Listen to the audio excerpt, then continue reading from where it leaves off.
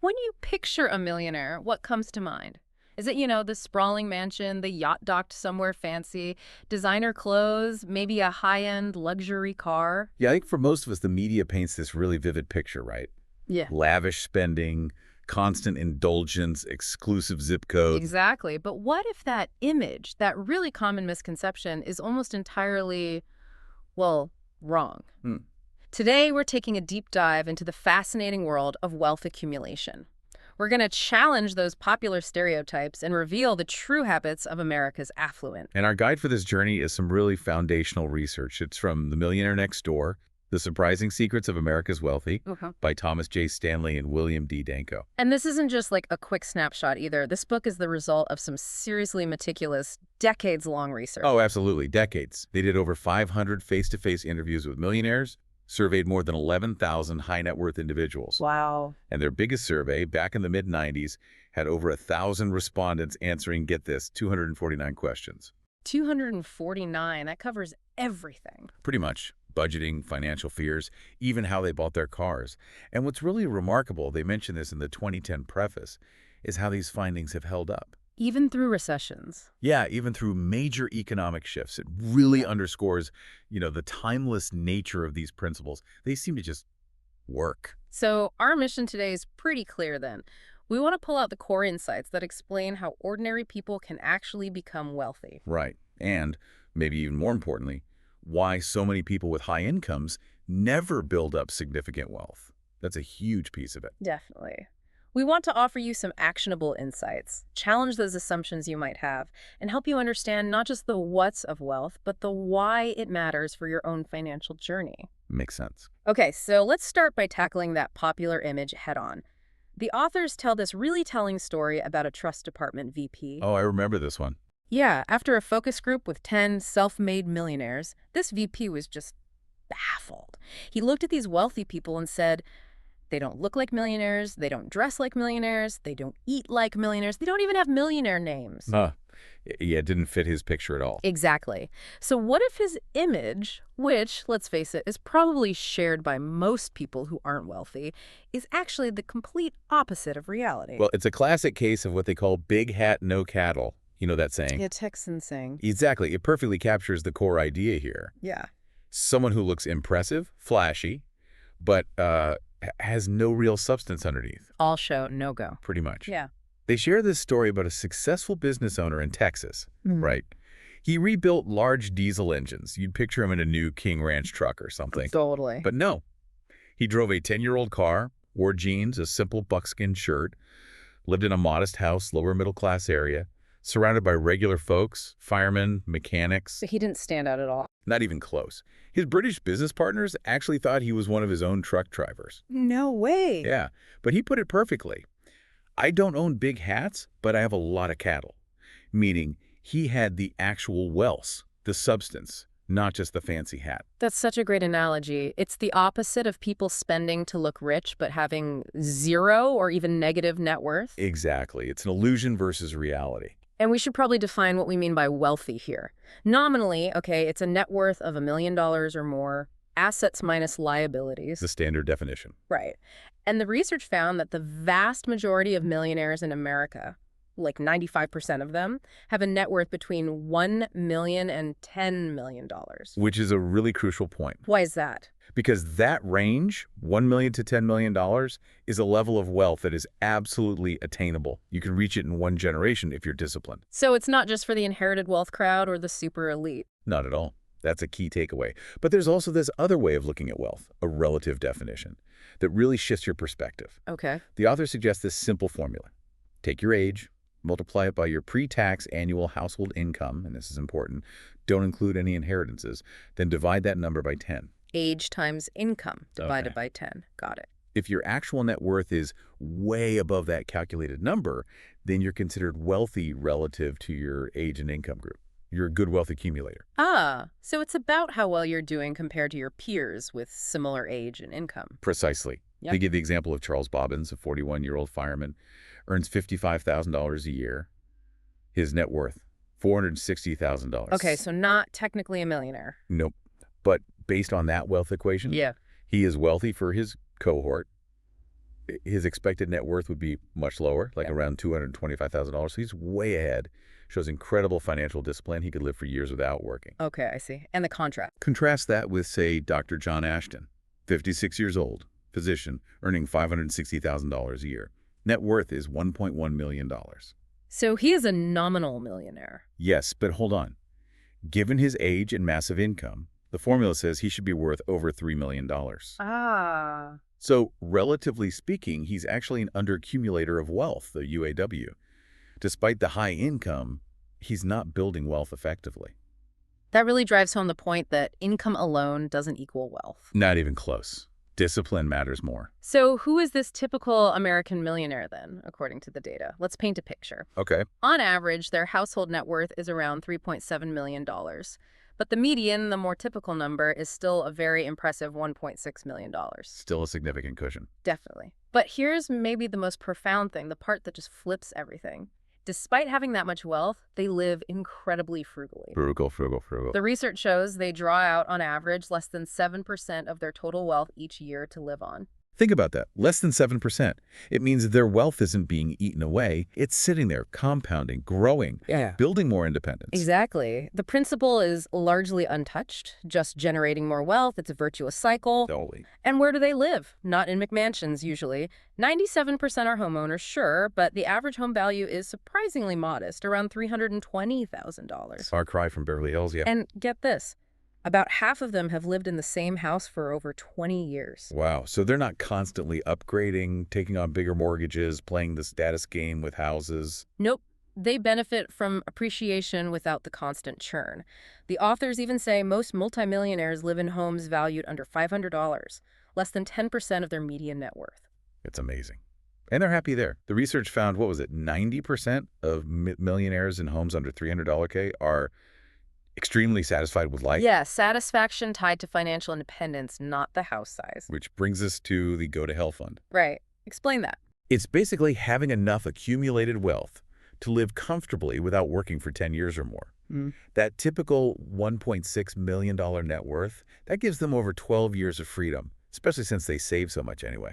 That feeling of security must be incredible. Freedom, peace of mind. Absolutely. And another huge finding, 80%. 80% of American millionaires are first-generation affluent. They built it themselves. Yeah. Self-made, not trust fund babies. Exactly. Started from scratch. Yeah. And even though they have, 6.5 times the wealth of their non-millionaire neighbors? Those non-millionaires outnumber them 3 to 1 in their own neighborhoods. Right. It really hammers home that Millionaire Next Door idea. They blend right in. You probably wouldn't even know. What about education? Generally well-educated. Only about 1 in 5 don't have a college degree. Many have advanced degrees, master's, law, medical PhDs. So education is valued. It seems so. Mm-hmm. But it's not always about the Ivy League prestige. It's more about how they apply that knowledge, often in their own businesses, to build wealth. Okay, now let's get into something really counterintuitive. Ancestry and entrepreneurship. The common myth, WASP wealth, English origin. Yeah, that gets busted pretty quickly by the data. Yeah. People of English ancestry, sure, they're overrepresented among millionaires compared to the general population. They only rank 4th in concentration. 4th. So who's higher? This is where it gets really surprising. The top groups, in terms of the percentage of their households being millionaires, are often Russian and Hungarian ancestry. Russian and Hungarian, wow. Yeah, a significantly higher concentration compared to many other groups. Scottish ancestry is also very high, ranking 2nd. Okay, so what's the common thread there, especially for Russian and Hungarian groups? Is it just being entrepreneurial? That seems to be a huge part of it. The research points directly to that link. A disproportionate number of millionaires from those communities are manager-owners of their own businesses. They're running their own show. Exactly. Suggests a strong entrepreneurial drive, maybe passed down culturally or through generations. But the Scottish group, you said they're an anomaly. Yeah, fascinating. High concentration of millionaires, right? But a low concentration of high-income households. Wait, so lots of Scottish millionaires, but not necessarily earning huge salaries. Precisely. More than 50% of Scottish ancestry millionaires had annual household incomes under $100,000 when surveyed. That completely reinforces the idea that you don't need a massive income to get wealthy. Discipline and frugality seem to play an even bigger role for them. The research shows Scottish millionaires consistently pay less for things, shoes, watches, cars than the average millionaire. Wow. They instill thrift, discipline. Their kids tend to become economically independent, not draining the family wealth. It's almost like a cultural blueprint for building wealth slowly and steadily. Interesting. Any other patterns with ancestry? Well, it's interesting that many smaller population groups, Armenian, Estonian, Lithuanian, Greek, Lebanese, they have at least twice the proportion of millionaires compared to the U.S. average. So maybe an inverse relationship. Smaller group size, higher millionaire concentration. It suggests that, possibly. And while being self-employed or a first-gen American doesn't guarantee wealth, it's clearly a significant factor. You see a notable chunk of ink. 500 entrepreneurs are first-generation Americans. Okay, so the picture is becoming clear. They don't look like the stereotype. They come from diverse backgrounds. So what do they do differently? Especially with their spending. This feels like the core of it. It absolutely is. And the answer, according to the authors, boils down to 3 words. Frugal, frugal, frugal. That's blunt. It is, but it's Yeah. accurate. There's this fantastic story from a focus group they did with Millionaires people worth $10 million plus. Okay, the really wealthy ones. Right. The researchers laid out this fancy spread, gourmet pâté, vintage Bordeaux, expecting sophisticated tastes. That's true. The first decamillionaire, a self-made guy, nicknamed Mr. Bud, walks in, looks puzzled at the fancy food, and famously says, "I drink scotch and 2 kinds of beer free and Budweiser." Love it. None of the 10 decamillionaires touched the expensive stuff. But guess who cleaned it out? Let me guess. The researchers. The non-millionaires. The trust officers in the next room, none of whom were millionaires themselves. It perfectly illustrates the point. The outward show of wealth is often a sign of non-wealth. That totally debunks the conspicuous consumption idea. So let's get specific. Suits. What did they find? Okay, suits. The typical millionaire surveyed spent $399 or less for their most expensive suit. $399. That's really reasonable. Right. Only about 1 in 10 spent $1,000 or more. And get this, the self-made millionaires spent even less, around $360 on average, compared to inheritors who might spend over $600. So the ones who earned it are more careful with it. Makes Okay. sense. Exactly. There's the story of Johnny Lucas, right? Owns a janitorial contracting firm worth over $2 million. Okay. For his 25th wedding anniversary suit, he spent just $399. He doesn't need to dress the part for clients that care about his service, but he does want to impress his staff. By not looking extravagant. By being grounded. Exactly. Relatable. So who is buying the $1,000 suits then? Well, the research suggests that for every millionaire who owns one, there are at least 6 non-millionaires buying them. Often folks like corporate middle managers, lawyers, sales professionals. People maybe earning decent money, but nowhere near millionaire status. The ones who feel they need to look the part. Precisely. And where do millionaires shop? Often places like JCPenney. Seriously, about 30% of the millionaires surveyed held a JCPenney credit card. JCPenney. They value durability, practicality over designer labels. Absolutely. As the book says, moths don't check the price tag on your wool suit. Huh. Okay, what about shoes? Same story. Pretty much. Half the millionaires surveyed never spent $140 or more on shoes. 1 in 4 never spent more than $100. Again, very modest. Yet you see these headlines, right? Like Don King spending $64,000 on over 100 pairs of shoes in one go. Yeah, the media loves that stuff. But the reality, only 1% of millionaires spent $667 or more on shoes. The media hypes the extreme outliers, making young people think hyperspending is normal for the wealthy. It's not. So for people like Johnny Lucas, the reward isn't the fancy shoes. No, it's intangible. Financial independence. Yeah. Discipline. The satisfaction of providing for his family. That's the real reward. Even watches. Same pattern. Half never spent more than $235 on a watch. And maybe the most surprising, 1 in 10 never paid more than $47. $47. Yeah. Johnny Lucas is punctual, but it's his discipline, not a Rolex, that gets him there. It's a habit, not an accessory. Okay, the big one. Cars. Surely they splurge on cars. You'd think so, but mostly no. The average price paid for a new vehicle by a typical buyer is around $21,000. Yeah. Millionaires. They average just under $25,000. Not a huge difference. Really? That close? Yep. And half of all millionaires never spent more than $29,000 on a car in their entire lives. 1 in 5 never spent more than $20,000. Wow. And used cars. Over a third of millionaires buy used vehicles, Yeah. about 37%. What kinds of cars do they prefer? Still mostly luxury brands. Often not. Many prefer Detroit metal, Buicks, Cadillacs, Fords, Oldsmobiles. There's this saying in the research, these people buy automobiles by the pound. Huh. Value per pound versus, say, a Ferrari at $175 per pound. Exactly. It makes economic sense if you're not focused on status. Yeah. And here's that kicker again. 2 out of 3 buyers of foreign luxury vehicles are not millionaires. So it's the big hat, no cattle crowd buying the BMWs and Mercedes most of the time. Seems that way. They're projecting wealth they don't necessarily have. The research actually breaks down their car buying habits even more, right? Different types. Yeah, it does. It's quite insightful. They found a few main groups. First, you've got your dealer loyalists. That's almost half of them. Okay, loyal to one dealer. Why? Often it's about reciprocal business. Like a paving contractor buys his trucks from the car dealer whose parking lot he paved. It's a business relationship as much as anything. Makes sense. Mutual benefit. What's next? Then you have the new vehicle-prone shoppers. These are the aggressive bargain hunters for new cars. They'll spend months researching, negotiating, finding the absolute rock-bottom price. Very methodical. Patient and determined. Totally.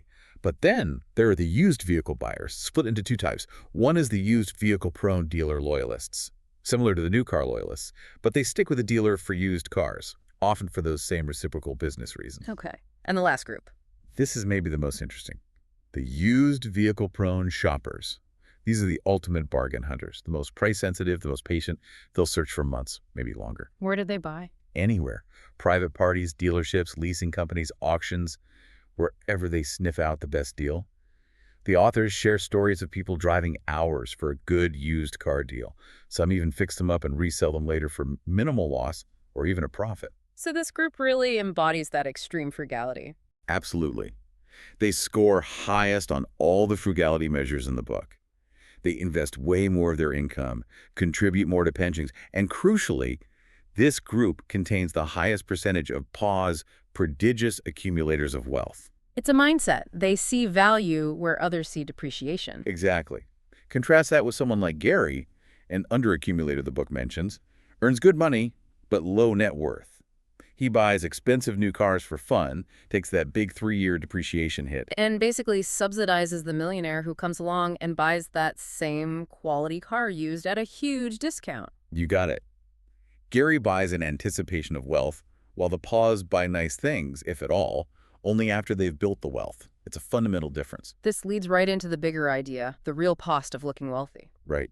People spend today's cash and tomorrow's credit for that immediate gratification, that status symbol, instead of focusing on long-term wealth. And many high-income earners get stuck on that earn and consume treadmill. Yeah, they're constantly spending what they make or more. They're often debt-prone, living in fear of a downturn because they have no buffer. Their lifestyle depends entirely on that next paycheck. It's a stark contrast to those Scottish ancestry millionaires you mentioned earlier. Totally. They pay less and still thrift in their kids, and the kids don't end up draining the family fortune. They become self-sufficient. There was that example of Mr. Friend, wasn't there? High income, looks successful. Yeah, classic UAW case. Grew up poor, vowed to be better off, which to him meant showing it. Nice house, upscale neighborhood, fancy clothes, cars, club memberships. A whole package. The whole package. Works incredibly hard, high income, multiple cars, clubs. But his net worth? Less than a quarter of what it should be for his age and income. Wow. He's driven by fear of default. It makes him work harder just to support the debt-fueled lifestyle. Yeah. He's possessed by his possessions, constantly trying to convince others, and maybe himself, of his success. But he's not building real wealth. It's that cycle. Working to spend instead of working to accumulate. That seems to be the trap. That's the core of it. So, okay, frugality isn't just about not spending. It's also about where you invest your time and energy. How do millionaires strategically allocate those resources? Efficiency. That's the key word. People who become wealthy allocate their time, energy, and money efficiently in ways that are conducive to building their net worth. And this shows up in what they worry about, right? Pause versus UAWs. Big difference. UAWs, the underaccumulators, they worry more about things like, will my standard of living drop? Or is my income high enough to cover what my family wants to buy? It's very consumption-focused anxiety. And the pause. The prodigious accumulators. They worry less overall, and their concerns are different. More about market conditions, investment opportunities, managing their assets effectively. Less about keeping up appearances. The case study of the two doctors, South and North, really highlights this, doesn't it? Oh, absolutely. Yeah. Perfect illustration. Both highly gifted physicians earning over $700,000 a year, huge incomes. Okay, so Dr. South is the UAW. Right. High income, but spends lavishly. invests very little. His net worth is actually declining. He genuinely worries about maintaining his standard of living, affording the lifestyle. What kind of spending are we talking? In 1 year, Yeah. $30,000 on clothes, over $72,000 on cars, $107,000 in mortgage payments, nearly $48,000 in club dues. Whoa, that's staggering consumption. And he spent 60 hours finding a bargain on a $65,000 Porsche.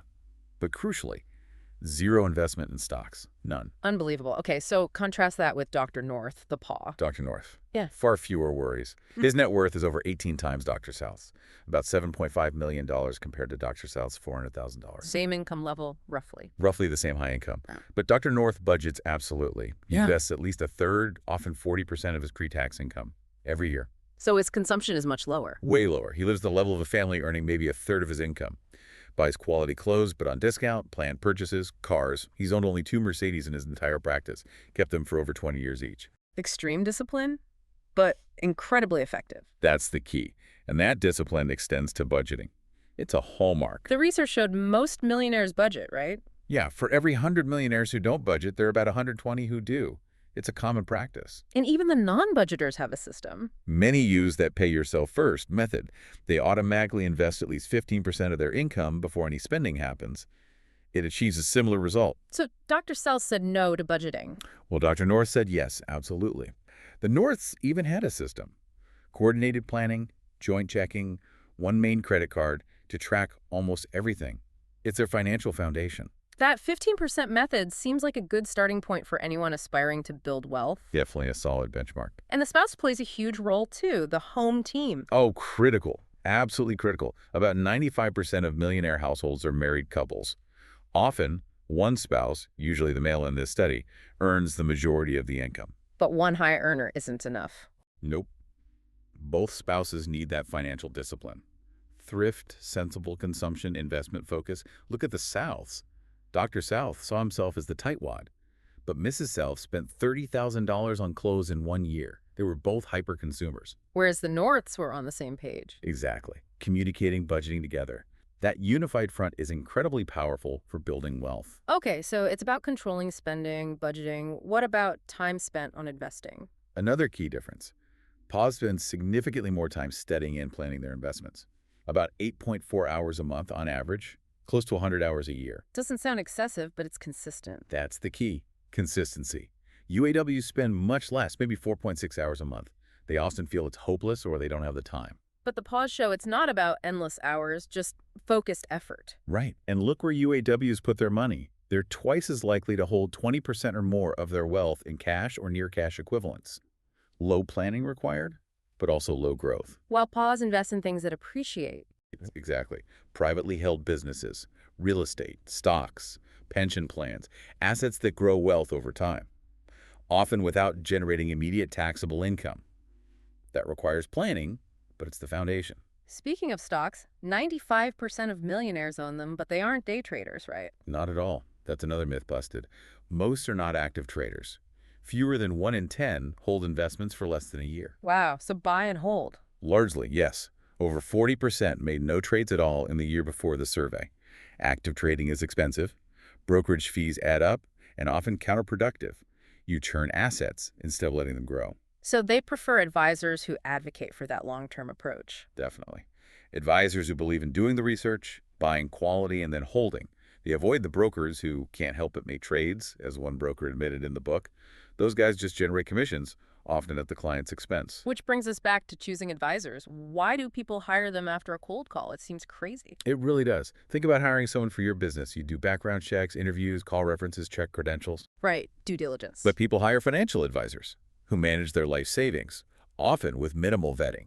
So how do PAWS, especially business owners, do it better? Their experience evaluating suppliers and employees makes them better at picking advisors. They apply that same rigor. The book highlights the Martin method. Mr. Martin, the self-made guy who never earned huge money. That's him. Yeah. Multi-millionaire on a modest income through disciplined investing. When brokers cold called him, he had his secretary ask for 2 things: their personal income tax returns for the last few years and their own portfolio history for the past 3 years. Seriously, he asked for their tax returns. Yep. He'd say, if you made more money than I did from investments, I'll invest with you. Guess how many submitted the documents? Let me guess. 0. 0. Not one. So instead, Mr. Morton chose advisors recommended by his CPA and other successful investors he trusted. People with proven track records, accountable results. So the advice is clear. Do your homework. Hire a quality CPA, maybe one who also gives investment advice. Get recommendations from people who are already successful accumulators. Exactly. Diligence over convenience. Okay, there's another crucial insight about taxes and income, right?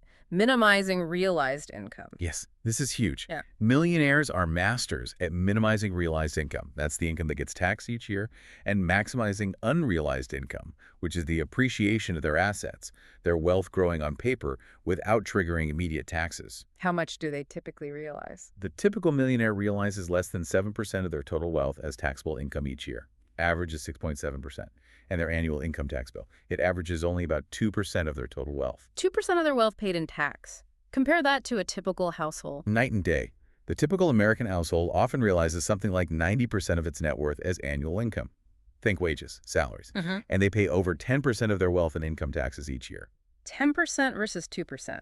That difference, compounded over years. Staggering. Yeah. It's a massive drag on wealth accumulation for the average person. Let's look at Sharon and Barbara. Both earn $220 Ks a year, top 1%. Okay, Sharon is the UAW. Right. Age 51, net worth $370K. The formula says she should be over $1.1 million. She pays almost 19% of her wealth in federal income tax each year and invests less than 3% of her income. Very risky situation, little investment growth. And Barbara the Pa? Same income, net worth, $3.55 million. She pays only about 2% of her wealth in tax. Why? She invests over 20% of her income in appreciating assets, owns a business with diverse income streams.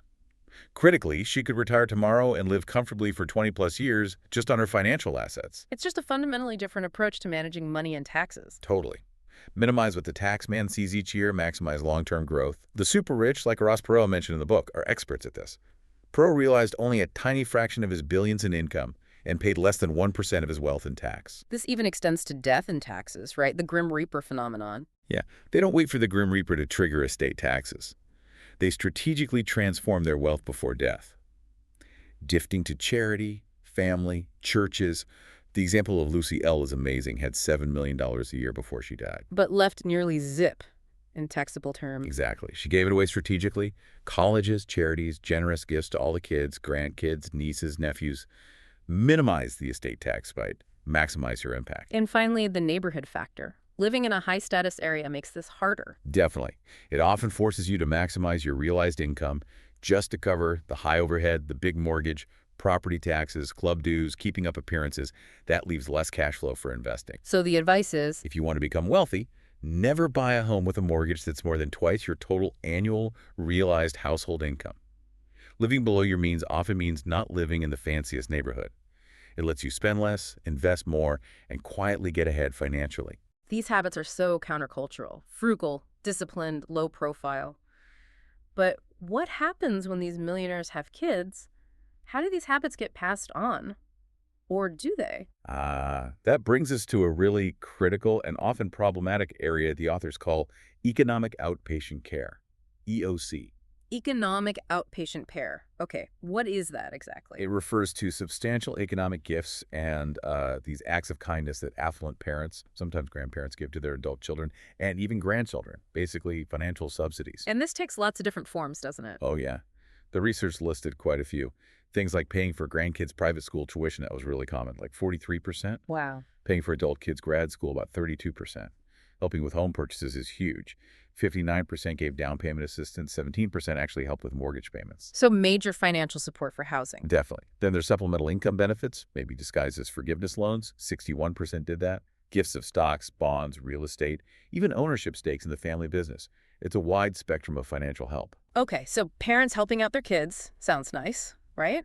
What's the problem? Well, the core message, and it's a bit unsettling, is that EOC, especially when it's used to subsidize consumption rather than productive investment, it tends to dampen initiative. It dampens productivity. How so? It can become habit-forming. The adult children come to expect it, rely on it, and instead of fostering independence, it can lead to long-term economic dependency. Can you give an example? The case of Marion Lamar is pretty stark. Lamar's a college administrator, earns less than 60K, marries a housewife. But they live this incredibly lavish lifestyle. Kids in private school, nice house, new luxury cars every few years. On his salary. Mary's mother provides constant EOC, pays the tuition, gives a huge down payment, makes mortgage payments, gives annual cash gifts, stock gifts for the cars. Wow, so mom funds the entire lifestyle. Pretty much. And Mary Lamar, they consistently spend more than Lamar earns. They basically view mom's wealth as their own income stream, something to be spent. And the prediction is they'll burn through any inheritance quickly. Exactly. They haven't developed the habits of budgeting, saving, living below their means because they never had to. The EOC removed the necessity. Is there broader data to back this up beyond anecdotes? Yeah, the statistics were quite compelling and surprising. In 8 out of 10 occupational categories they studied, adult children who received cash gifts actually had lower net worth and lower income than adult children in the same occupations who didn't receive gifts. Wait, receiving gifts correlated with lower wealth and income? That seems completely backward. It does. Take accountants, for example. Gift-receiving accountants had only 57% of the net worth and 78% of the income compared to the non-receiving accountants. Why would that happen? It feels like gifts should help. The authors suggest a few key reasons. First, something called consumption precipitation. Consumption precipitation. Yeah, imagine getting a big gift like a fancy $9,000 rug. Suddenly, your old sofa looks shabby next to it, so you buy a new sofa. Then the curtains don't match. It triggers a cascade of spending to match the new, higher standard set by the gift. Ah, keeping up with the gifted Joneses, so to speak. Kinda, yeah. Second, gift receivers often fail to distinguish between their own wealth, or lack thereof, and their parents' wealth. They see mom and dad's money as their income supplement, available for spending. They feel self-made, even when heavily subsidized. It warps their financial reality. Totally. Third, they become more dependent on credit. They use credit cards to smooth things over between EOC installments, anticipating the next gift. And they borrow mostly for consumption, not investment. It fuels a debt cycle. And fourth, They simply invest less, significantly less, maybe 65% less than non-receivers. They often overestimate how much they are investing and don't account for their credit spending, so the real gap is likely even wider. EOC replaces personal saving and investing habits. okay, but wasn't there an exception? Teachers and professors. Yes. Fascinating anomaly. Right. Gift-receiving teachers and professors actually had higher net worth and similar incomes compared to their non-receiving peers. So EOC helped them. Why the difference? They were far more likely to save or invest the gifts they received, rather than spend them. Teachers and professors, as groups, tend to be more frugal anyway, often living well below their means. So the gift accelerated their existing good habits. Exactly. Some might even choose lower-paying jobs, like at private schools, knowing they have the EOC safety net, which they then strategically use to build wealth faster. It's EOC used for accumulation, not consumption. The story of the two brothers, Henry and Josh, illustrates this well, right? Perfectly. Both get $10 a year from their millionaire parents. Henry's a teacher, modest income, but incredibly frugal. Lives simply, drives an older Honda, camps, hikes. His net worth, over $800,000. Wow. And Josh, the attorney. Josh earns significantly more, but he's a heavy consumer. Lives way above his means, drives leased luxury cars, lives in the fancy neighborhood. He admits he needs that $10K gift just to keep in balance. His net worth, much lower than Henry's, around $550K. So the higher earner, fueled by consumption and EOC, has less wealth than the frugal, lower-earning brother. Yep. Henry embodies the millionaire next door. Josh lives the big hat life. Henry's set for retirement. Josh might struggle despite his income. It shows mindset trumps income again. So, given these pitfalls of EOC, what advice did the successful affluent parents offer for raising financially independent kids? They had some really insightful, maybe even tough guidelines. Rule number 1 was maybe the most surprising. Never tell your children you are wealthy. Don't tell them. Why not? Because UAWs often grew up knowing their parents were wealthy, which led them to emulate high consumption. But PAWs, whose parents were wealthy, often said they never knew or never really felt it until much later, like when handling the estate. Their parents lived modestly, preventing that sense of entitlement. Okay, what else? Rule 2, no matter how rich you are, teach discipline and frugality by example. Dr. North put it perfectly. Kids won't follow rules their parents don't follow. You have to live it. Actions over words. Makes sense. Rule 3. Don't let your kids realize the extent of your wealth until after they've established their own mature, disciplined adult life and career. Ideally, maybe age 40 or older. Let them find their own footing first. Exactly. Allows them to develop their own financial muscles without the crutch of anticipated inheritance. Rule 4. Keep inheritance discussions private. Don't make verbal promises, especially in group settings. It just leads to confusion, resentment, and family arguments later if memories differ or plans change. Secrecy preserves harmony. Good advice. Rule 5. Never use gifts as a negotiation tactic. Don't say, I'll give you this if you do that. Give out of love, generosity, not coercion. Using gifts to manipulate erodes respect and pits siblings against each other. Rule 6. Stay out of their business. Pretty much. Stay out of your adult children's family matters. Respect their autonomy. Your vision for their life might not be theirs. Ask permission before offering big advice or significant gifts. Let them lead their own lives. Rule 7. Don't compete. Right. Don't constantly boast about your own achievements like, when I was your age, I already owned. Value their accomplishments, however small, and not just the financial ones. Celebrate their journey, not yours. Rule 8. Treat them as individuals. Yes. Recognize they have different talents, motivations, needs. Giving EOC mainly to subsidize underachievers often just reinforces their dependency and causes resentment among the more productive siblings. It can worsen disparities. And the last one, Rule 9. Emphasize achievements, not symbols of success. Focus on character, hard work, resilience, learning.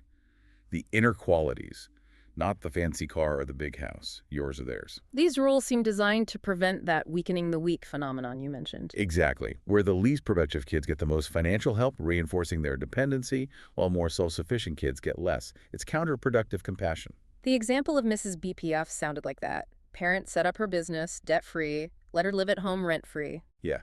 Economic inpatient care, they called it. Total subsidy. And the result?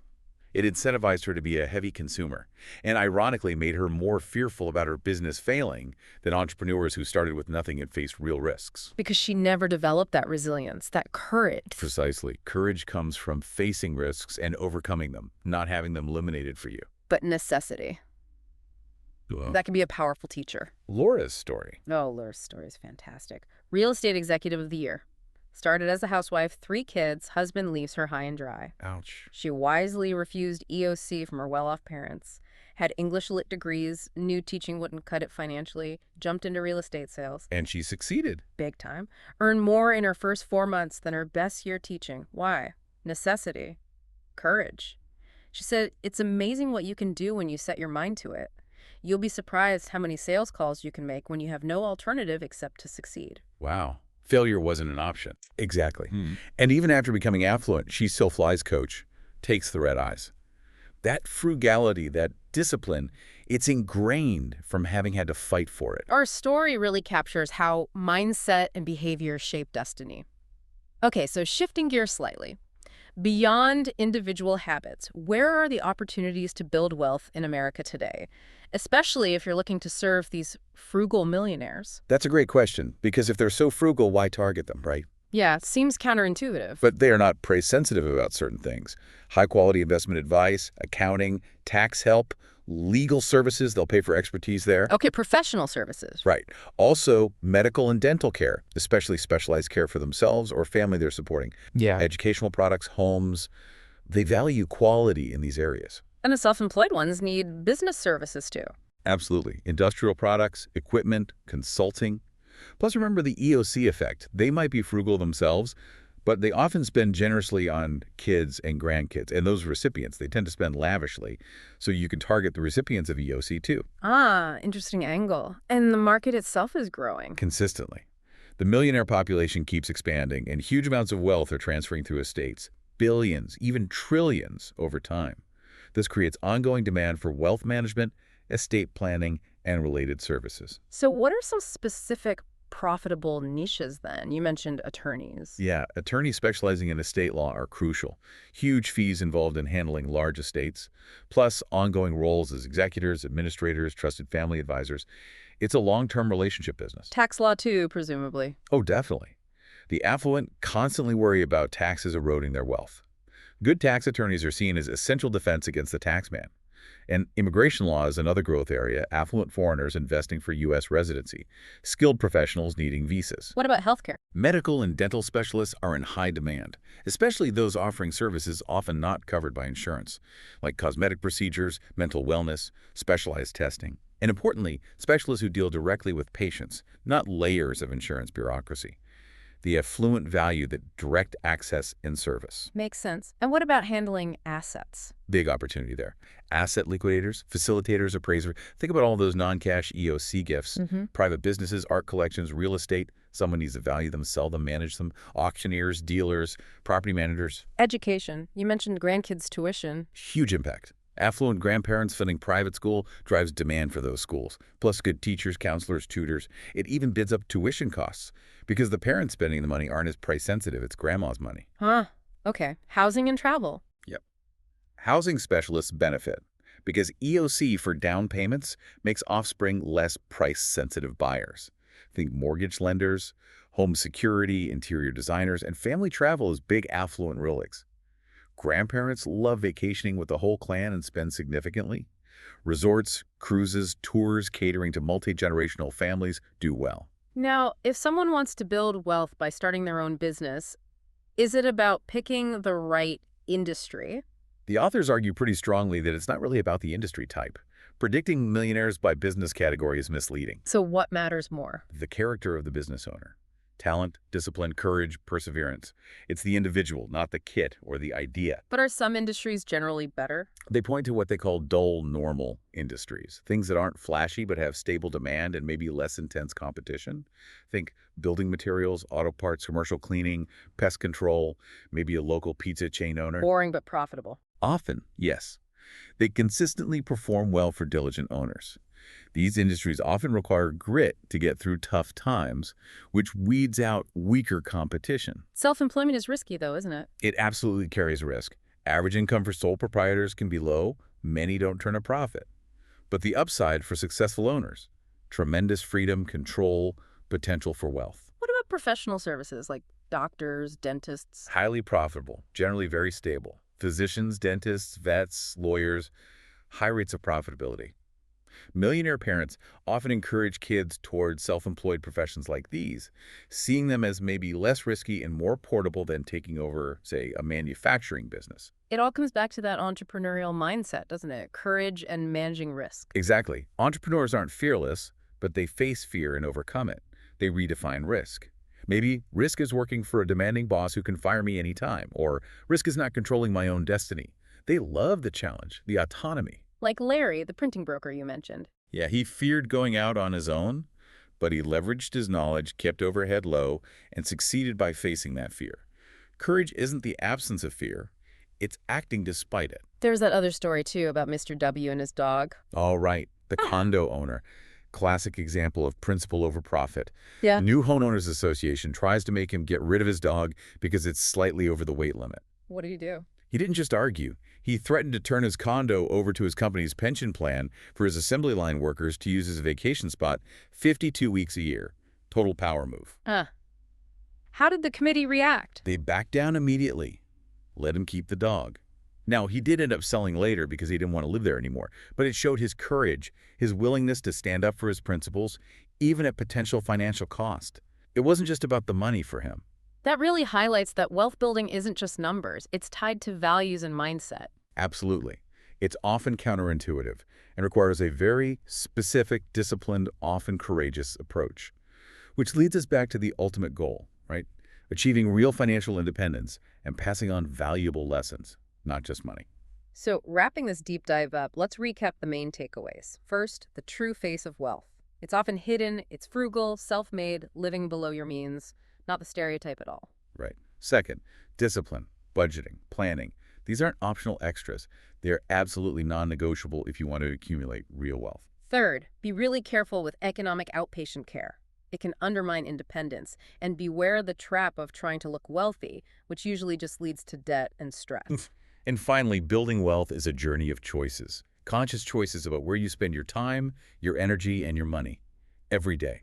So, this deep dive really suggests that becoming financially independent isn't about some grand gesture or hitting the lottery, is it? Not usually, no. It's about that consistent, disciplined approach to managing resources, often quietly, steadily, out of the spotlight. So, thinking about all this, what stands out to you? How might this research shift your own perspective on wealth? For me, it's that stark difference between looking rich and being rich, and how much of what we think leads to wealth, high income, fancy things, often actually prevents it. Yeah, that disconnect is powerful. It challenges us to look past the surface and see that true affluence is usually built quietly, through foresight and discipline, not flashy spending. Which brings us to a final thought. If society, if the media is constantly pushing us towards consumption, towards displaying success, what kind of courage does it take to genuinely embrace that millionaire next door lifestyle, even if it means your neighbors don't understand or maybe even look down on it? That's a great question. Are you working primarily to spend, or are you working to accumulate? Are you focused on the hat or the cattle? Something to definitely think about, Yeah. and maybe something to start acting on.